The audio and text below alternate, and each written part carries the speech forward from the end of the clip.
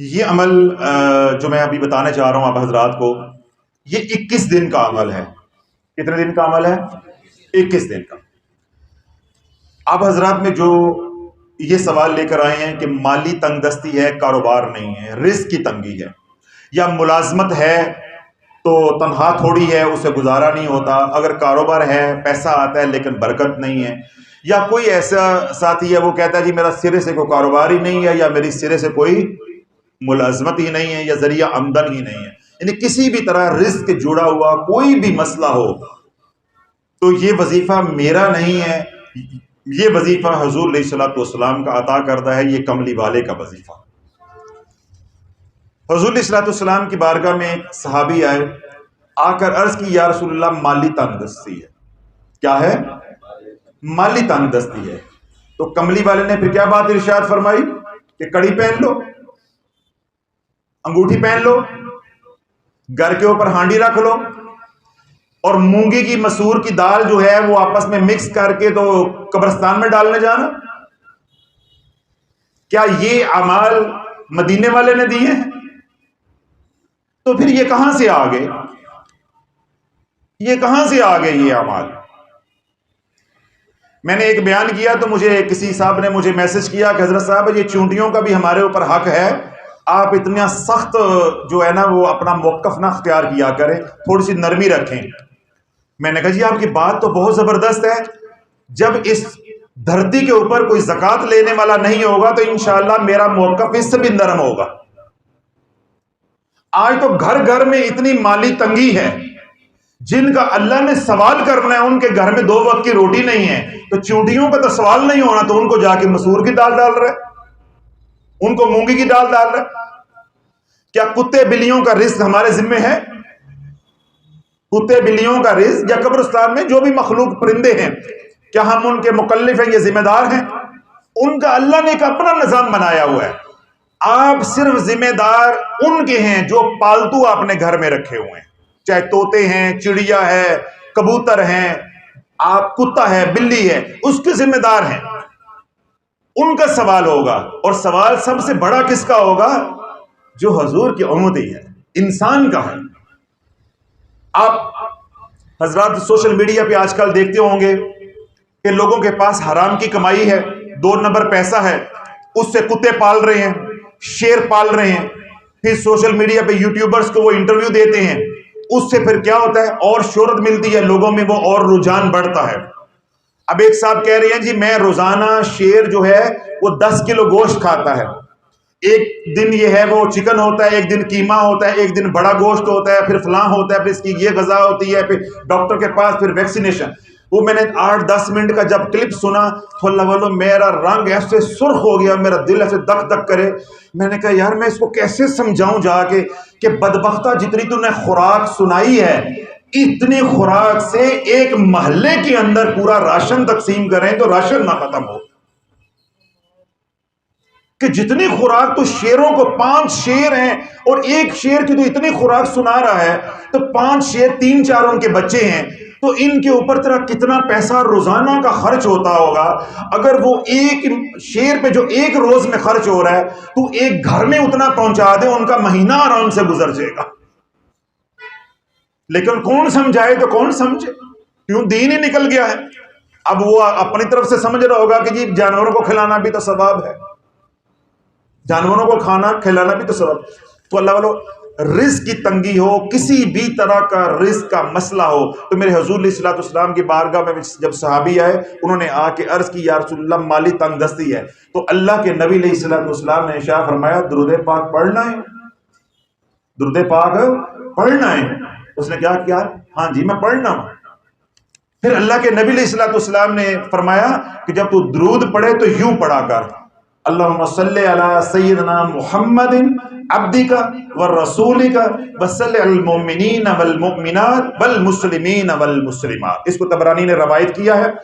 اگر تو اس طرح درود پاک پڑھے گا اللہ تجھے دنوں میں مالا مال کر دے گا، اللہ تجھے دنوں میں مالا مال کر دے گا۔ کیسے درود پاک پڑھنے؟ میں دوبارہ پڑھ دیتا ہوں تاکہ آپ کو یاد ہو جائے.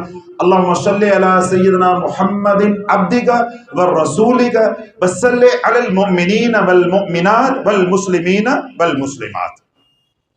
سیدنا ابو ہریرہ رضی اللہ تعالیٰ نے حضور علیہ السلام کی حدیث پاک کو روایت کیا کہ حضور علیہ السلام نے ارشاد فرمایا کہ جس نے ایک بار درود پاک پڑھا، کتنی بار؟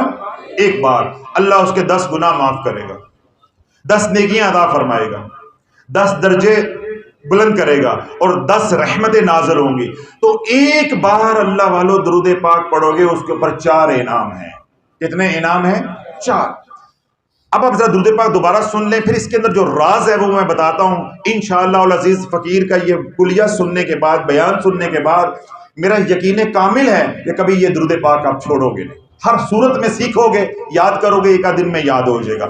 اللہم صلی علی سیدنا محمد عبدک ورسولک وصلی علی المؤمنین والمؤمنات والمسلمین والمسلمات. اب آپ کے ذہن میں یا وہ حضرات جو درود ابراہیم کے علاوہ کسی کو درود نہیں مانتے، حالانکہ انہیں بیچاروں کو پتہ ہی نہیں ہوتا ہم کیا بول رہے ہیں، وہ کہتے ہیں کہ درود ابراہیم کے علاوہ کوئی درود نہیں ہے. وہ خود بھی گمراہ، لوگوں کو بھی گمراہ کر رہے ہوتے ہیں، انہیں بیچاروں کو یہی معلوم نہیں ہوتا ہم بول کے آ رہے ہیں. میں نے کیا بات کہی ہے؟ جب بندے کو چکر آ رہے ہو نا تو اسے خود ہی نہیں پتا ہوتا. چکر آ رہے ہو نا کہ میں کیا بول رہا ہوں کیا نہیں، یا بندہ بے ہوش ہو یا گیس دماغ کو چڑھ جائے تو بندے کو پتا چلتا ہے میں کیا بول رہا ہوں. ان بیچاروں کو پتہ ہی نہیں ہوتا. جگہ جگہ لوگوں کو گمراہ کر رہی ہے، درود ابراہیم کے علاوہ کوئی درود نہیں ہے، درود ابراہیم کے علاوہ کوئی درود نہیں ہے. تو جب تمہارا مولوی یا تم خود مسجد سے آواز آتی ہے اشہد ان محمد الرسول اللہ، تو کون درود ابراہیم پڑھتا ہے؟ پڑھتے ہیں. جب تکبیر پڑھی جاتی ہے اللہ اکبر اللہ اکبر اللہ اکبر اللہ اکبر اشہد ان لا الہ الا اللہ اشہد ان لا الہ الا اللہ اشہد ان محمد الرسول اللہ، جو پیچھے مقتدی ہیں یا امام ہے وہ کون سا درود پڑھتا ہے؟ صلی اللہ علیہ وسلم. اگر یہ درود نہیں ہے تو ساری امت بھی پھر گناہ گار ہے. کھوپڑی شریف میں بات آ گئی. مجھے بتاؤ کہ میں نے آپ کو کوئی راکٹ سائنس سمجھائی ہے؟ مسئلہ یہ ہے کہ الحمدللہ میں اپنے ہاتھ سے کما کے کھاتا ہوں. اگر میں نے آپ کی کمائی کھانی ہوتی تو پھر میں اپنا مسلک بیان کرتا. میں نے تو حضور کا دین بیان کیا. کوئی حدیث کی کتاب مجھے دکھا دو جس کے اندر میرے کملی والے کا نام آیا ہو اور اس کے آگے درود ابراہیم لکھا ہو. میں ابھی تک کتنی بار حضور کا نام لے چکا ہوں، میں نے درود ابراہیم پڑھا ہے. تو جو مولوی مقرر ہے، خطیب ہے، امام ہے، جو تقریر کرنے والا ہے، کسی کی تقریر سن لو، وہ تقریر کرتے ہوئے جب بھی کملی والے کا نام آتا ہے کہ درود ابراہیم پڑھتے صلی اللہ علیہ وسلم یا حضور علیہ الصلوۃ والسلام. تو اگر یہ دونوں درود نہیں ہیں تو پھر تو ہم سارے ہی قابل گرفت ہیں، ساری امت ہی قابل گرفت ہے. 2 باتیں. تیسری بات، تاکہ آپ کا ذہن بالکل ایسے شیشے کی طرح صاف ہو جائے، وہ جتنا بھی کوئی کو گمراہ کرنا آپ کو چاہے، آپ گمراہ نہ ہو بلکہ آپ اس کی ہدایت کا ذریعہ بن جائیں. جیسے اللہ نے آپ کا دل صاف کیا ہے، اللہ اس کا بھی دل آپ کے ذریعے صاف کر دے. حدیث پاک کی جتنی بھی کتابیں ہیں، ابھی میں نے کیا کہا کہ الحمدللہ میں اپنے ہاتھ سے کماتا ہوں. قال رسول اللہ صلی اللہ علیہ وسلم الکاسب حبیب اللہ. جب بھی حضور کی حدیث کسی بھی کتاب سے بیان کی جاتی ہے تو ہم کیا کہتے ہیں؟ قال رسول اللہ اللہم صلی علی محمد وعلی آل محمد کما صلیت علی ابراہیم وعلی آل ابراہیم انک حمید مجید. کبھی کسی مولوی کو پڑھتے دیکھا ہے؟ تو اللہ والو جب یہ لوگ تمہیں گمراہ کرتے ہیں تو چپ کیوں ہو جاتے ہو اس وقت؟ دیکھو ان کی نگاہوں میں تم کتنے بڑے جاہل ہو. جو خود جاہل ہیں وہ تمہیں جاہل بنا دیتے ہیں، تمہیں بے وقوف بنا دیتے ہیں، تمہیں ماموں بنا دیتے ہیں اور تم بن جاتے ہو ہاں جی درود ابراہیم. میں ایک حج پہ تھا تو میں نے درود پاک کی فضیلت کے اوپر بیان کیا. عصر کی نماز کے بعد میرے حضور علیہ الصلوۃ والسلام کی خاص نگاہ کرم تھی کیونکہ اگلے دن ہم نے مدینہ پاک جانا تھا. وہ دوسرے مسلک کے لوگ تھے، ان میں بھی کچھ ہمارے اہل سنت کے لوگ بھی تھے. وہ 20-25 لوگوں نے الحمدللہ ارادہ کر لیا کہ جی ہم جو ہے وہ 1.25 لاکھ مرتبہ ہمارا 9 دن کا یا 8 دن کا قیام مدینہ پاک میں ہوگا تو ہم 8 یا 9 دن میں 1.25 لاکھ مرتبہ درود پاک پڑھیں گے. اور انہوں نے شروع کر دیا. جب وہ چلے والی جماعتوں کو پتا چلا کہ پیر صاحب نے تو حاجیوں کو کسی اور بتی پہ اپنا ٹرک پہ چڑھا دیا ہے یا گاڑی میں بٹھا دیا ہے، تو ان میں سے ایک صاحب نے فتنہ جو ہے وہ وہاں چھوڑ دیا، شرلی چھوڑ دی کہ جی درود تو پڑھنا ہی نہیں چاہیے، درود تو زندگی میں بس ایک بار ہے۔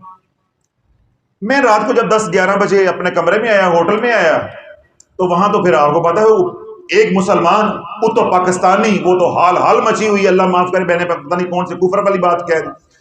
اب وہ کہیں جی پیر صاحب آپ نے ہمیں کہا کہ 1.25 لاکھ مرتبہ درود پاک پڑھیں، تو ہم نے حضور کی بارگاہ میں وہاں ہدیہ کر کے آنا ہے۔ وہ فلاں کہتے ہیں کہ حضور تو خود رحمت للعالمین، وما ارسلناک الا رحمت للعالمین، تو جو خود رحمت ہے اس کو درود کی کیا ضرورت ہے؟ کیسی دلیل ہے؟ وہ میرے 20-25 بندے تیار کیے ہوئے تتر بتر ہو گئے۔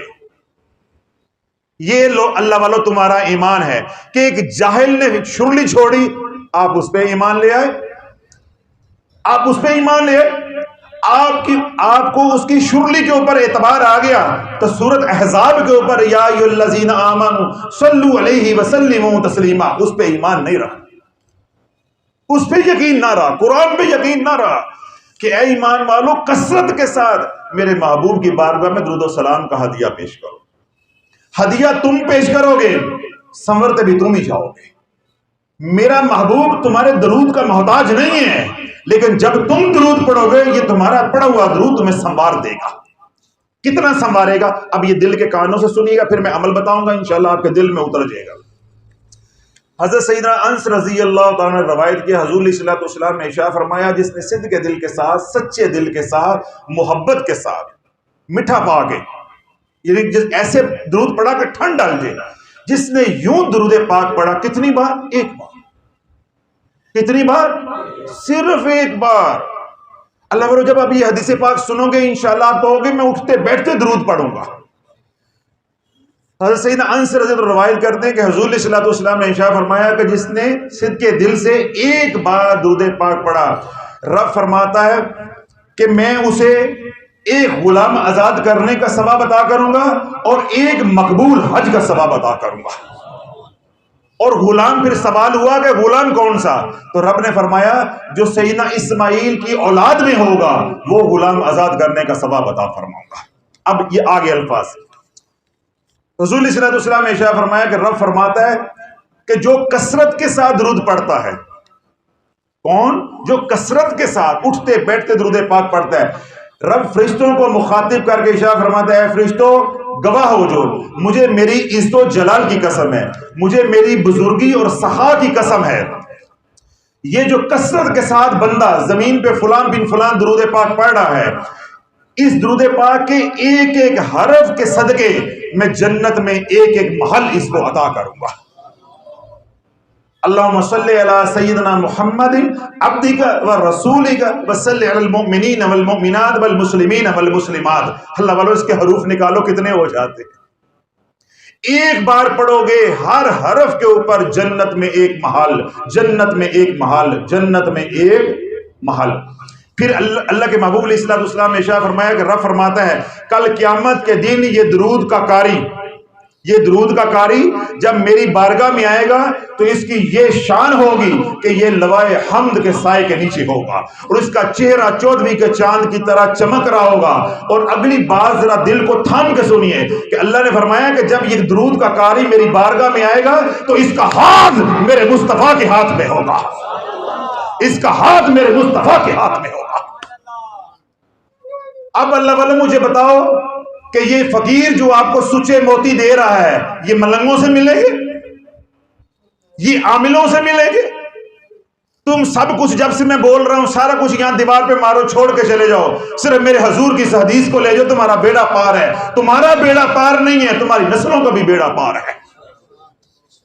ایک ایک حرف کے اوپر ایک ایک محل ہے۔ ذرا اللہ والو اس چیمبر کو استعمال کرو، اس کھوپڑی کو استعمال کرو۔ جو میرا رب تمہیں آخرت میں اتنے انعام دے رہا ہے، تجھے دنیا میں 2 وقت کی روٹی نہیں دے سکتا؟ تو اپنا بھی ہمیں یہ استعمال کرے۔ ہم نے اس کو کس کام کے لیے رکھا ہوا ہے کہ ایک بندے نے کہا جی درود نہیں پڑھنا، وما ارسلناک الا رحمت للعالمین، قوم اس کے پیچھے لگ گئے۔ کہ یار بات تو سمجھ آتی ہے، وہ تو خود رحمت ہے بھائی، وہ رحمت ہیں۔ جب ہم ان کے احسانات کو مد نظر رکھتے ہوئے درود پڑھیں گے اور اس رحمت کے چھینٹے ہمارے اوپر بھی پڑیں گے، اور کتنے پڑیں گے؟ ایک مقبول حج کا ثواب اور ایک غلام آزاد کرنے کا ثواب، اور غلام بھی کون ہوگا؟ سیدنا اسماعیل علیہ السلام کی اولاد سے۔ اور جو بھی اس درود کو کثیر کرے گا، یعنی کثرت کے ساتھ پڑھے گا، ایک ایک حرف کے اوپر ایک ایک محل، ایک ایک حرف کے اوپر جنت میں ایک ایک محل، پھر وہ اس شان سے رب کی بارگاہ میں جائے گا کہ لوائے حمد کے سائے نیچے ہوگا، اس کا چہرہ 14ویں کے چاند کی طرح چمک رہا ہوگا، اور اس کا ہاتھ میرے کملی والے کے ہاتھ میں ہوگا صلی اللہ علیہ وسلم۔ تو اللہ والے اس کی کیا شان ہوگی، اس کی کیا شان ہوگی۔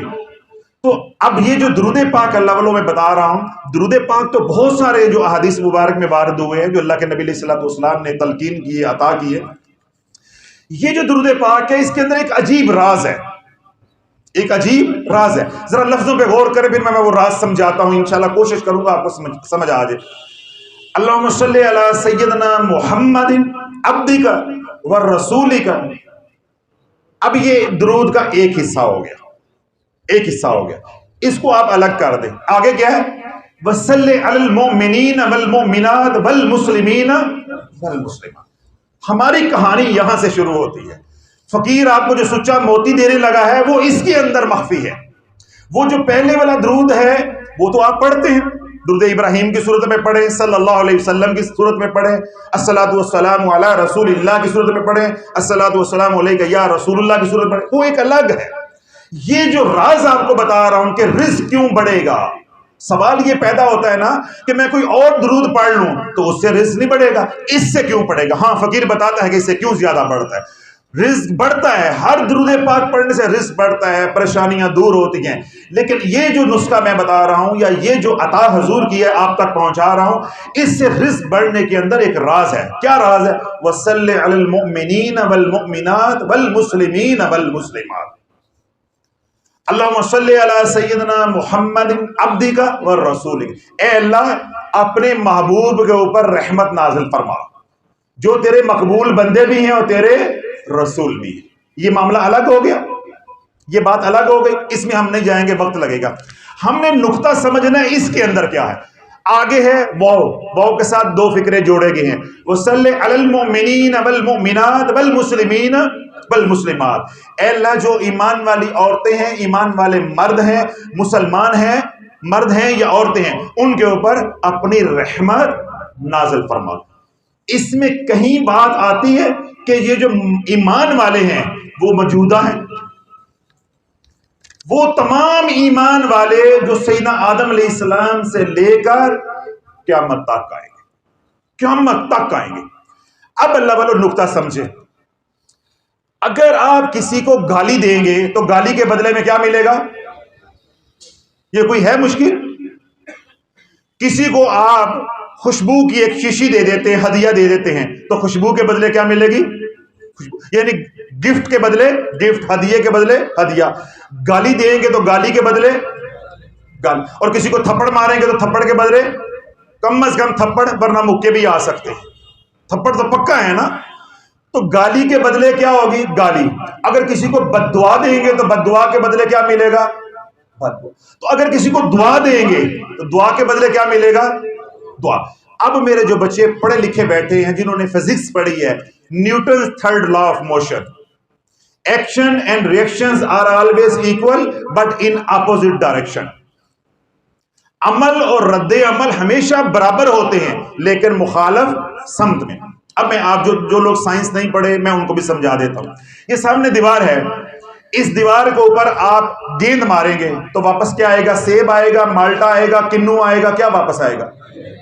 گیند واپس آئے گی۔ اس میں تو کوئی اشکال نہیں ہے، یعنی جو دیوار پہ ماریں گے وہی واپس آئے گا۔ پھر دوسری بات، جتنی رفتار سے ماریں گے اتنی ہی رفتار سے واپس آئے گا۔ جتنی تڑپ سے تو ایمان والوں کے لیے دعا کرے گا اتنی تڑپ سے تیرے حق میں بھی دعا آئے گی۔ جتنی تڑپ کے ساتھ، جتنا کرلا کے تو ایمان والوں کے لیے جھولیاں اٹھا کے دعا کرے گا، یا اللہ تو اپنے محبوب کی امت کو بخش، اے اللہ تو اپنے محبوب کی امت کو بخش دے. یوں سائل بن کے، سوالی بن کے، بھکاری بن کے تو جھوم جھوم کے رو رو کے کملی والے کی امت کے لیے دعائیں مانگے گا، تیرے سے محبوب کوئی کملی والے کو نہیں ہوگا. کیوں؟ اس امت، جو یہ امت ہے، اس سے محبوب، اللہ کے محبوب کو کوئی اور محبوب نہیں ہے. جب تو اس محبوب امت کی مغفرت کے لیے دعائیں مانگے گا تو پھر اللہ کو تیرے سے بڑھ کر کوئی محبوب نہیں ہوگا. پھر تو جن کے لیے دعائیں کر رہا ہے رات کو اٹھ کے جھولیاں اٹھا کے، اے اللہ ان سب کا عذاب مجھے دے دے، جنہوں نے جہنم میں جانا ہے ان کو نہ بھیج، مجھے جہنم میں بھیج دے دے. ان کے نصیبوں میں جتنی تکلیفیں لکھی ہیں، دکھ لکھے ہیں، پریشانیاں لکھ لی ہیں، جادو ٹونا لکھا ہے، اولاد کی نافرمانیاں لکھی ہیں، اے اللہ سب کے غم میری جھولی میں ڈال دے، ان کو گرم ہوا نہ لگنے دے.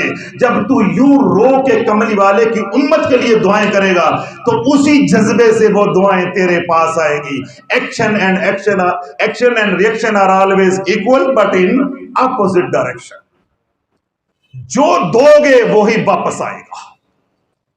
تو جھولیاں اٹھا کے دعائیں کرے گا تو جو مومنین دنیا سے جا چکے ہیں وہ بھی عالم برزخ میں تیرے لیے جھولیاں اٹھا کے دعائیں کریں گے. اور اللہ والو آپ ہمیں روتے ہو، حضرت صاحب دعا کر دو، حضرت صاحب نگاہ کرم کر دو، حضرت صاحب نگاہ کرم کر دو. بھائی یہ ٹھیک ہے اپنی جگہ پہ، میری نگاہ کرم کی کیا اوقات ہے، یا میری دعا کی کیا ضمانت ہے وہ قبول ہوگی کہ نہیں ہوگی؟ کیا کملی والے کی دعا پہ کوئی شک ہے؟ کیا کملی والے کی نگاہ کرم پہ کوئی شک ہے؟ اللہ والو میں تو آپ کو یہاں سے ملتان سے اٹھاتا ہوں تو 3200 کلومیٹر دور مدینے لے جا کے چھوڑتا ہوں. ہمارے تو درمیان میں سٹاپ ہی نہیں ہے. یہ وہ ٹرین ہے جو نان سٹاپ ہے، یہ وہ سواری ہے جو نان سٹاپ ہے. میں نے کبھی درمیان میں کسی کی بات کی ہے آج تک؟ ہم تو آپ کو یہاں سے اٹھاتے مدینہ پہنچاتے ہیں، پھر مدینے والا جائے وہ مکے پہنچاتا ہے یا رب تک پہنچاتا ہے، یہ اس کا کام ہے، یہ اس کا کام ہے. ہم تو آپ کو یہاں سے اٹھاتے ہیں تو مدینہ پہنچاتے ہیں، جو ہماری نوکری ہے. تو آپ جب درود پاک پڑھو گے حضور کی امت کے لیے، ابھی میں نے پہلے والے حصے کی بات نہیں کی، وہ تو ایک علیحدہ مضمون ہے.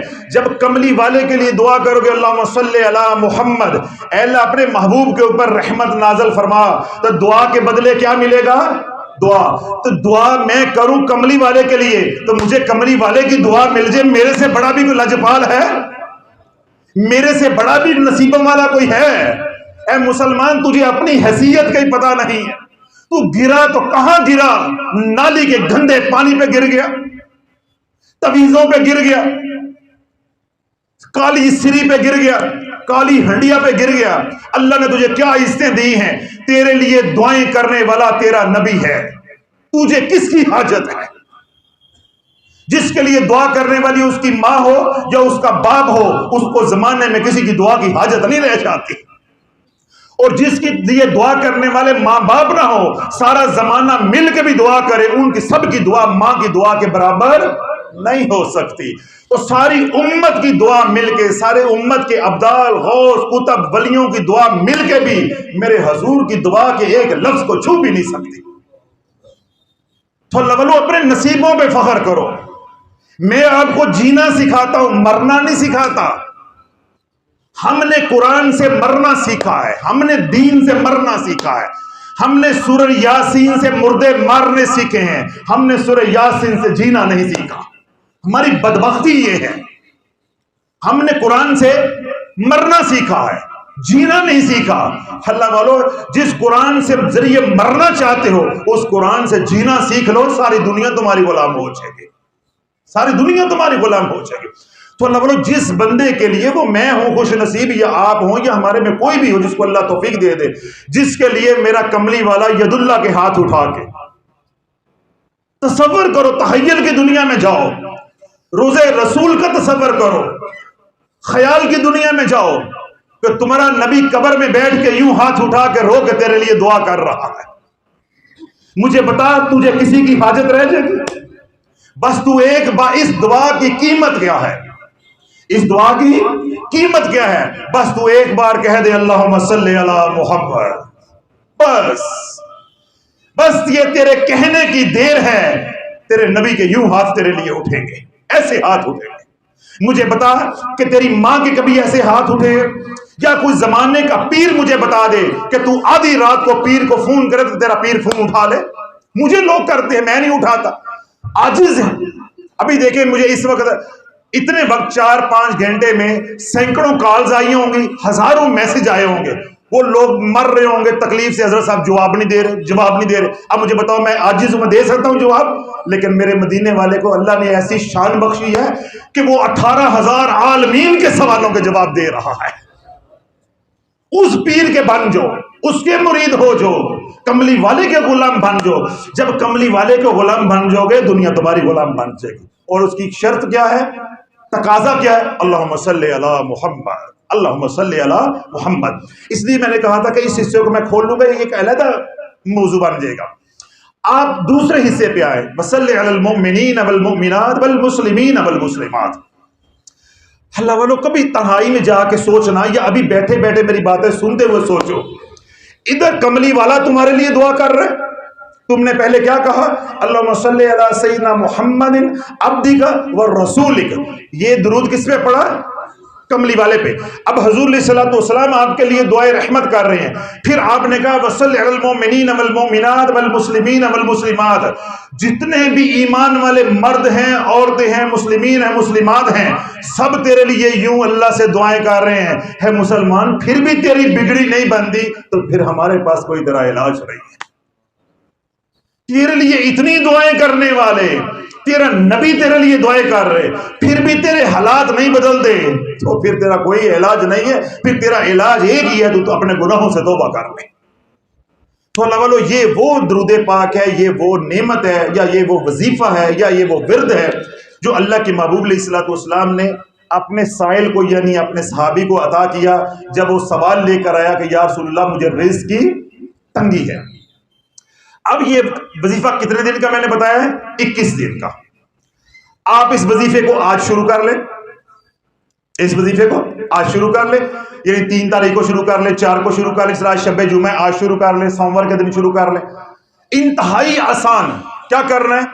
اس وظیفے کو روزانہ 1000 بار پڑھنا ہے۔ یہ درود پاک کتنی بار پڑھنا ہے؟ 1000 بار۔ اللہم صلی علی سیدنا محمد عبدک ورسولک وصلی علی المؤمنین والمؤمنات والمسلمین والمسلمات۔ یہ آپ کے ٹوٹل جو وقت لگے گا وہ 50 منٹ لگیں گے 500 پڑھنے پہ۔ اب 1000 مرتبہ آپ نے روزانہ پڑھنا ہے۔ اس کے اندر یہ ہے کہ آپ عشاء کی نماز کے بعد بیٹھیں، ایک ہی بار پڑھ لیں، اور اگر آپ کہتے ہیں میرے پاس وقت نہیں ہوتا تو آپ اس کو 2 حصوں میں تقسیم کر لیں، 500 صبح پڑھ لیں، 500 رات کو پڑھ لیں، اور چبا چبا کے مزے لے لے کے، لطف لے لے کے، لذت لے لے کے پڑھیں گے تو کتنے منٹ لگیں گے؟ 50۔ اگر مغرو لاؤ گے تو 40 منٹ میں بھی پڑھا جائے گا۔ وہ آپ کے اوپر ہے کہ کتنی محبت اور عقیدت کے ساتھ پڑھتے ہیں۔ جب تصور اور یہ میری باتیں ذہن میں رکھ کے پڑھو گے تو آپ کہو گے کہ میں ساری زندگی پڑھتا رہوں، میری زندگی کی شان ہو جائے لیکن درود پاک ختم نہ ہو۔ اگر کملی والے کی محبت ہوگی، کیا کہو گے کہ یا اللہ میری زندگی کی شان ہو جی، آج میں وضو کر کے بیٹھا ہوں، میں اتنے نصیبہ والا ہو گیا ہوں کہ میں کہتا ہوں اللہم صلی علی سیدنا محمد عبدک ورسولک، ادھر میرا کملی والا میرے لیے دعا کے لیے ہاتھ اٹھا رہا ہے، اور میں پھر جب کہتا ہوں صلی علی المؤمنین والمؤمنات والمسلمین والمسلمات تو سارے ایمان والے میرے لیے دعائیں کر رہے ہیں۔ ہے اللہ، میرے سے بڑھ کے کون مقدروں والا ہے؟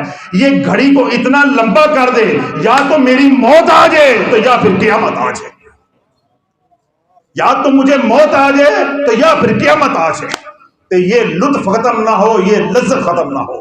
تو اللہ والو، جب حضور کے ساتھ محبت ہو جائے گی، عشق ہو جائے گا، جس کو اپنی محبوبہ کے ساتھ پیار ہوتا ہے وہ کہتا ہے رات نہ گزرے، ملاقات کی گھڑی ہے تو یہ لمبی ہو جائے، جدائیاں نہ ہوں۔ ایک مسلمان ہے، کہتا ہے حضرت صاحب 500 بار کتنی دیر سے پڑھا جائے گا؟ وہ اس لیے میں نے ارادتاً وقت بتایا ہے کہ جنہوں نے میرے سے بعد میں سوال کرنا ہے، میں پہلے ہی بتا دوں کہ اگر تیرے پاس 50 منٹ بھی نبی کے لیے نہیں ہے اور اپنی مصیبتوں کے لیے نہیں ہے، پھر تو کسی اور در پہ جائے، اس در پہ تیرے حصہ نہیں ہے۔ تو 1000 مرتبہ روزانہ درود پاک پڑھنا ہے، کوئی قید نہیں ہے، 200 کر کے پڑھیں، 300 کر کے پڑھیں، 500 کر کے پڑھیں، یا ایک ہی نشست میں اکٹھا پڑھ، یہ آپ کے اوپر ہے۔ اب روزانہ 1000 بار پڑھیں گے تو 21000 کتنے دنوں میں مکمل ہو جائے گا؟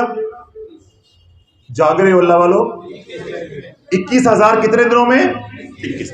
جب اللہ والو 21 دن بعد 21,000 مرتبہ درود پاک یا درود السلام کا یہ ورد وظیفہ مکمل ہو جائے تو پھر کیا کرنا ہے؟ جو اللہ نے آپ کو دیا ہے، جو آپ کی حیثیت ہے، کچھ میٹھا پکائیں، کوئی کھانا بنائیں، وہ جو آپ کے گھر کے آس پاس لوگ غریب مسکین رہتے ہیں ان میں وہ تقسیم کر دیں۔ اور اللہ نے اگر مالی حیثیت آپ کی اچھی رکھی ہے تو کسی بیوہ کے گھر کا کرایہ دے دیں، کسی کو راشن لے دیں، جس طرح آج کل آٹا اتنا مہنگا ہے، آٹا، گھی، دالیں، جو بھی ایسی چیزیں ضرورت کی وہ لے دیں، کسی کو کپڑے لے دیں، کسی کو جوتا لے دیں، کسی کے بچے سکول پڑھتے ہیں ان کی فیس دے دیں، کوئی بیمار ہے اس کو دوائی لے دیں۔ یہ آپ کے اوپر ہے، آپ حضرات میرے سے زیادہ اچھا جانتے ہیں کہ مال کہاں خرچ کرنا ہے۔ تو اللہ کی راہ میں خرچ کریں، چاہے 1 روپیہ خرچ کریں، چاہے کروڑ روپے خرچ کریں، اس کی کوئی حد نہیں ہے، کوئی قید نہیں ہے۔ اب 21 دن کے بعد آپ کا درود پاک کتنا ہو گیا؟ 21,000 بار، اور آپ نے خیرات بھی کر دی۔ اب اللہ والو یہ اس عمل کی تاثیر آپ کے پاس آ گئی، اب آپ عامل بن گئے، ساری زندگی کے لیے یہ ہتھیار آپ کے پاس آ گیا۔ حضور کی دعائیں لینا اور ایمان والوں کی دعائیں لینے کا، اب آپ کسی کی دعاؤں کے محتاج نہیں رہ گئے، کسی کی دعاؤں کے محتاج نہیں۔ اللہ والو دیکھو، میرے شیخ لجپال میرے مرشد ہیں، میں نے کبھی بھی کسی کے مرشد کو ایسے نظر بھر کے بھی نہیں دیکھا، مجھے پسند ہی نہیں آتا کہ میرا لجپال، میرا شیخ اس کمال پہ ہے کہ مجھے کوئی اور نظر ہی نہیں آتا۔ بلکہ ایک بار میں شیخ رحمۃ اللہ علیہ کے پاس گیا ہوا تھا، کافی سال پرانی بات ہے، تو مجھے انہوں نے کسی پیر کے پاس بھیجا کسی اور مسئلے کے لیے، سلسلہ نقشبندی کا کوئی مسئلہ تھا اس کے لیے۔ تو میں نے 3-4 مہینے بڑا پیسہ خرچ کیا، کاروبار کا، کلینک کا نقصان، خانقاہ کا نقصان، روز میں سفر کر رہا ہوں، جا رہا ہوں، مجھے وہاں کو خاطر خواہ نفع نہیں ہوا، یعنی میں جس کام جاتا تھا وہ بات بنی نہیں۔ تو میں شیخ رحمۃ اللہ علیہ کے پاس گیا، تو میں نے جا کے گلہ کیا، میں نے کہا شیخ آپ نے کس کے پاس مجھے بھیج دیا؟ وہ اتر نہ خطر سے ہے، نہ تو اس کو عقل نہ موت ہے، آپ اس کو مجھے اس کے پاس بھیج دیا۔ تو مجھے فرمانے لگے کہ جو عمل آپ کو بیٹے چاہیے تھا نا وہ اس کے پاس ہے، جو چیز آپ مانگ رہے ہو نا وہ اس کے پاس ہے، ہمیں اس سے کیا غرض وہ کیسا ہے، اس کے پاس ایک علم ہے، آپ علم لے لو جا کے۔ تو میں نے شیخ کی بارگاہ میں میں نے کہا جی آپ میرے نقصان کے ذمہ دار ہیں۔ جہاں محبتیں ہوتی ہیں نا وہاں تھوڑی سی لڑائیاں بھی ہو جاتی ہیں نا، وہاں تھوڑے سے گلے شکوے بھی ہو جاتے ہیں۔ تو میں نے کہا جی آپ ذمہ دار ہیں۔ تو میرے شیخ میں فرمانے لگے میں کیسے ذمہ دار ہوں؟ میں نے کہا آپ اتنے خوبصورت نہ ہوتے، ہم آپ پہ فدا نہ ہوتے۔ پہلا تو نقصان یہ کہ اللہ نے آپ کو اتنا حسین و جمیل بنایا ہے کہ اتنے بڑھاپے کے اندر سفید داڑھی بھی ہے تو تب بھی آپ اتنے حسین و جمیل ہیں۔ میں نے کہا آپ کو دیکھ کے کوئی اور دیکھنے کو دل نہیں کرتا۔ پھر دوسرا یہ ہے کہ آپ کے پاس مقام غوثیت نہ ہوتا تو مجھے کوئی اور بھی پسند آ جاتا۔ اب مجھے بتاؤ آپ جیسا حسین کہاں سے لے کے آؤں، اور آپ جیسا غوث کہاں سے لے کر آؤں، اور پھر آپ جیسا کریم کہاں سے لے کے آؤں؟ یہ 3 چیزیں جس کے پاس ہیں میں جانے کو تیار ہوں۔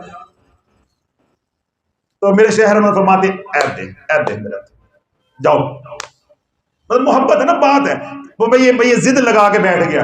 تو اللہ والو جب اپنے پیر سے پیار ہو جاتا ہے تو پیر کے علاوہ کوئی نظر نہیں آتا۔ جب یہ آنکھ پاک ہو جاتی ہے، کون سی آنکھ؟ یہ ڈیلیں، یہ جو آنکھ پاک ہو جاتی ہے، اللہ والو اپنی بیوی کے علاوہ اور کوئی خاتون نظر نہیں آتی۔ یہ آنکھوں کے پاک ہونے کی دلیل ہے۔ جب تک یہ آنکھ نہ پاک رہے گی یہ اپنے بچوں سے تو پیار کرے گی، اپنی بیوی سے پیار نہیں کرے گی۔ جب یہ آنکھ پاک ہو جائے گی تو اس کے پاک ہونے کی، اس کے طاہر ہونے کی، اس کے پاکیزہ ہونے کی، اس کے لطیف ہونے کی دلیل ہی ہے تجھے تیری بیوی حوروں سے بڑھ کے لگے گی، حوروں سے بڑھ کے لگے گی۔ اسی طرح اللہ جب انسان کا قلب پاک ہو جائے گا، دل پاک ہو جائے گا، اس کا پیر جو ہے لولا لنگڑا انا کانا بھی ہوگا، وہ کہے گا میرا پیر تو جبریل سے بھی زیادہ خوبصورت ہے، میرا پیر تو جبریل سے بھی زیادہ خوبصورت ہے، تو میری آنکھ سے تو دیکھ۔ میں آپ کو ایک دلیل دیتا ہوں، انشاءاللہ یہ بات ایسے ٹھاک کر کے آپ کے دل میں اتر جائے گی کہ میں کچھ جذباتی طور پہ نہیں بول رہا۔ اکبر بادشاہ، مغل بادشاہ اکبر جس نے دین الہی ایجاد کیا تھا، اس نے اعلان کیا کہ مقابلہ حسن کرواؤ۔ کیا کرواؤ عامر صاحب؟ مقابلہ حسن۔ سارے ہندوستان کے اندر چھوٹے بچے، معصوم بچے، 3-3 4-4 سال کے، 2-2 سال کے، یعنی 5 سال سے کم عمر کے بچے، ان کو اکٹھا کیا جائے اور مقابلہ حسن کروایا جائے۔ جو مقابلے کے اندر بچہ جیتے گا، یعنی زیادہ حسین و جمیل ہوگا، ہم اس کو انعام دینا چاہ رہے ہیں۔ اعلان ہو گیا۔ اب پوری ریاست کے اندر یعنی ہندوستان کے اندر منادی ہو رہی ہے کہ فلاں دن بادشاہ کے دربار میں مقابلہ حسن ہوگا، تو جو مائیں اپنے بچوں کو مقابلے میں شریک کروانا چاہتی ہیں، بچے اپنے ماں باپ اپنے بچے کو لے کے آ جائیں۔ اب وہ ہزاروں مائیں ہزاروں ماں باپ اپنے بچے لے کر آگے، ایک سے بڑھ کے ایک حسین و جمیل ہے۔ اب بادشاہ کھڑا ہو گیا اپنے صدارتی جو مسند ہے اس کے اوپر۔ اب بادشاہ دیکھ رہا ہے جو بچہ خوبصورت اس کو بھاتا ہے، آنکھ اس کو اچھی لگتی ہے، اس کے وزیر کہتے ہیں جی یہ بچہ بادشاہ دیکھتا ہے، اس کو اپنی شان کے مطابق جو بھی انعام ہے وہ دیتا ہے۔ کسی کو اشرفیاں دے رہا ہے، کسی کو راشن دے رہا ہے، کسی کو کچھ دے رہا ہے، لوگ جا رہے ہیں۔ ایک خاتون آئی، اس نے بچہ اٹھایا ہوا، چھوٹا سا بچہ ہے، آنکھوں پہ ساری میل یہاں تک آئی ہوئی ہے، رو رو کے کالا سیاہ رنگ ہے، ناک پھٹی ہوئی ہے، برا حال۔ تو اکبر بادشاہ کہتا ہے میں نے حسینوں کا جب مقابلہ کروایا ہے، میں نے خوبصورت لوگ بچوں کا مقابلہ کروایا ہے، میں نے بدصورتوں کا مقابلہ تو نہیں کروایا۔ تو یہاں کیا لینے کے لیے آ گئی ایسا بدصورت بچہ لے کے؟ اللہ والو جو جواب اس عورت نے اکبر بادشاہ کو دیا، اگر وہ آپ کو سمجھ آ گیا تو پھر جو باتیں میں نے کہی وہ ساری سمجھ آ گئی۔ اب وہ خاتون اکبر بادشاہ کا مخاطب کر کے کہنے لگی کہ اکبر بادشاہ جو تو نے کہا، تو نے حق کہا، کاش تو میرے بچے کو دیکھنے سے پہلے وہ نگاہ لے کر آتا جس نگاہ سے میں اپنی اولاد کو دیکھتی ہوں۔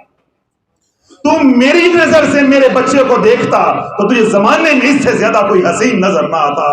جب ایک مرید کی نگاہ سے، مرید صادق کی نگاہ سے مرشد کو دیکھا جاتا ہے تو اس زمانے میں کوئی حسین مرشد نہیں ہوتا۔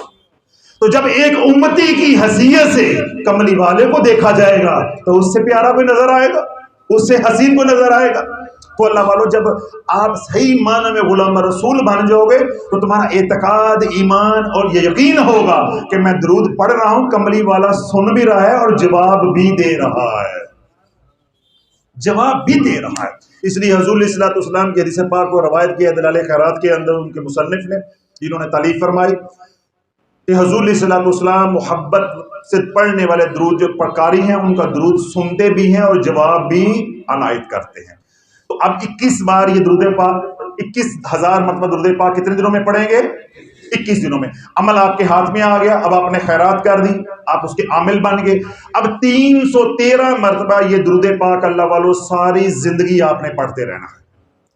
اس کا پھر کوئی وقت نہیں ہے، کوئی قید نہیں ہے، کوئی مسئلہ نہیں ہے، صبح پڑھو، چلتے پھرتے پڑھو، دفتر جاتے پڑھو، اپنی فیکٹری میں بیٹھ کے پڑھو، انشاءاللہ ساری زندگی اللہ آپ کو کسی کا محتاج نہیں ہونے دے گا۔ اب میں باتیں کروں گا تو معاملہ لمبا ہو جائے گا، یہ لوگ رہ جائیں گے باقی۔ مجھے صرف یہ بتا دو، آپ کا دل مطمئن ہوتا ہے کہ آپ کی مالی بندش ہے، آپ پہ جادو ہے، آپ کے گھر میں بیماری ہے، آپ کے گھر میں لڑائیاں ہیں، آپ کے گھر میں بچوں کے رشتوں کے مسئلے ہیں یا اور کوئی مسائل ہیں، جب آپ کے لیے دعا کرنے والے حضور علیہ الصلوۃ والسلام ہوں گے اور تمام مومنین مومنات ہوں گی تو مجھے بتاؤ کوئی کچھ پیچھے رہ جائے گا؟ انشاءاللہ العزیز جو یہ درود پاک پڑھتے جاؤ گے، جو اس کی نورانیت آتی جائے گی، کرم ہوتا جائے گا، کرم ہوتا جائے گا، انشاءاللہ آپ کے تمام مسائل اللہ رب العزت اس درود پاک کی برکت سے حل کر دے گا۔ کسی بھی دن شبان کے اندر، ماہ شبان کے اندر یہ درود پاک کا وظیفہ شروع کر لیں، 1000 مرتبہ روزانہ پڑھنا ہے، 21 دن پڑھنا ہے، 21 دن کے بعد خیرات کر دینی ہے۔ اب آپ کیا بن گے؟ عامل۔ اب آپ ساری زندگی کیا کریں گے؟ اور اگر بالفرض کوئی ایسی انہونی ہو جاتی ہے، کوئی پریشانی یا کوئی ایسا عذر ہو جاتا ہے، آپ یہ عمل ماہ شبان میں نہیں کر سکتے، یا سوشل میڈیا والے سننے والوں کے پاس وہ ویڈیو یا بیان دیر سے جاتا ہے، تو اللہ والو حضور کی رحمت سے، میرے رب کے کرم سے کوئی محروم نہیں ہے۔ بات نیت کی ہے، کسی بھی مہینے کسی بھی دن یہ عمل کیا جا سکتا ہے۔ لیکن اگر ماہ شبان میں کرو گے تو میں نے کیا بات کہی تھی بیان میں شروع میں کہ حضور علیہ الصلوۃ والسلام نے ارشاد فرمایا کہ یہ میرا مہینہ ہے۔ یہ کس کا مہینہ ہے؟ میرا مہینہ ہے، اس کی مناسبت سے میں نے عمل بتایا ہے۔ اس لیے کوشش کریں کہ ماہ شبان میں ہی یہ عمل کر لیں۔ اگر بالفرض کوئی ایسی مجبوری ہو جائے یا نہ کر سکیں تو پھر آپ رمضان میں کر لیں، شوال میں کر لیں، ذوالقعدہ میں کر لیں، کسی بھی مہینے میں کر لیں۔ تو اللہ رب العزت ہم سب کو جو ہے اس کے فیض و برکات سے فیض یاب فرمائے۔ تمام حضرات کو اجازت ہے، جو سوشل میڈیا پہ سنے انہیں بھی اجازت۔